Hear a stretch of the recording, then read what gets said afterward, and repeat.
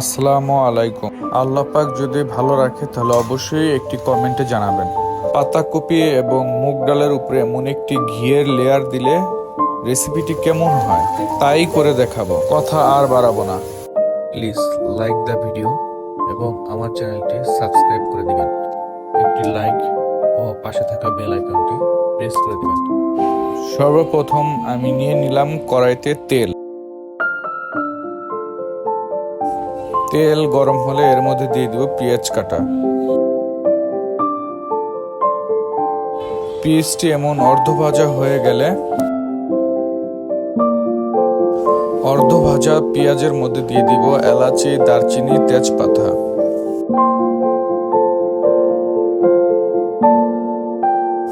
তারপরে পেঁয়াজগুলো আমি ঠিক বরাবরের মতো লাল করে নিব,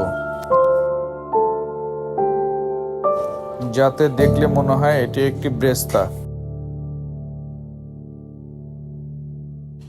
লাল হয়ে যাওয়া পেঁয়াজের মধ্যে দিয়ে দিব সামান্য পানি, যাতে পেঁয়াজটা পুড়ে না যায়।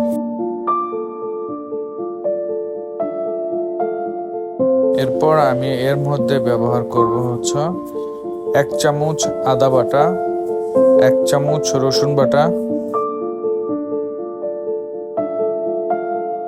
আরেকটি বিষয় হচ্ছে, এই আদা এবং রসুনটি আপনারা যদি এই পানির মধ্যে ব্যবহার করেন তাহলে সেক্ষেত্রে আপনার মশলার ঘ্রাণটা খুব ভালো আসবে। কারণ তেলের মধ্যে যখন আপনি আদা রসুন দিবেন তখন ওটা পুড়ে যাওয়ার সম্ভাবনা থাকে, আর তাতে ঘ্রাণ বা সেন্ট ভালো আসে না। আদা এবং রসুনটা হালকা যখন ভাজা ভাজা হয়ে যাবে ঠিক তখনই আমি এর মধ্যে দিয়ে দেব হচ্ছে মরিচের গুঁড়ো, হলুদের গুঁড়ো, ধনিয়ার গুঁড়ো, আর এগুলো সব পরিমাণ হচ্ছে 1 চামচ করে দিয়ে দিব। একটা বিষয় খেয়াল রাখতে হবে, এই মশলাগুলো যেন কড়াইতে লেগে না যায়, তাহলে কিন্তু মশলা থেকে একটি তিতা তিতা ভাব চলে আসবে। এর জন্য আপনারা চাইলেও আমার মতো এখানে সামান্য একটু পরিমাণে পানি দিতে পারেন মশলাটা কষানোর জন্য। আর আমরা ঝাল কম খাই দেখে আমরা এখানে শুধু কাঁচামরিচ ব্যবহার করব 2 পিস। যদিও কাঁচামরিচ না দিলে হতো, কাঁচামরিচের ফ্লেভারটা খুব সুন্দর আসে। আর লবণের বিষয় তো অবশ্যই জানেন যে লবণের পরিমাণটা আপনারা যেমন খান ঠিক তেমনই দিয়ে নেবেন। ভালো কথা, এর ফাঁকে কিন্তু আমি আপনাদের বলে নিচ্ছি, মুগ ডালটা আমি সিদ্ধ করে নিয়েছি। আপনারাও অবশ্যই ডালটা সিদ্ধ করে নেবেন আগেই। আর এখানে একটি বিষয় হচ্ছে, আপনারা যদি চান পাতাকপি আগে হচ্ছে কষিয়ে নিতে পারেন মশলার সাথে, অথবা চাইলে আগে ডালটাও কষিয়ে নিতে পারেন। যদি ডাল আগে কষিয়ে নেন তাহলে অবশ্যই সিদ্ধ করার সময় ডালটা একটু কম সিদ্ধ করবেন।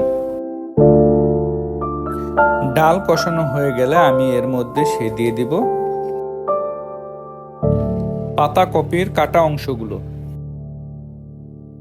ঠিক আস্তে করে এবার আমি পাতাকপির সাথে মশলাগুলো খুব ভালো করে মিক্স করে নিয়ে ঢেকে দিব। 5 মিনিট পরে দেখব ঠিকই এই পাতাকপি থেকে পানি ছেড়ে দিয়েছে। আপনারা এখানে এক্সট্রা কোনো পানি ব্যবহার করার প্রয়োজন নেই।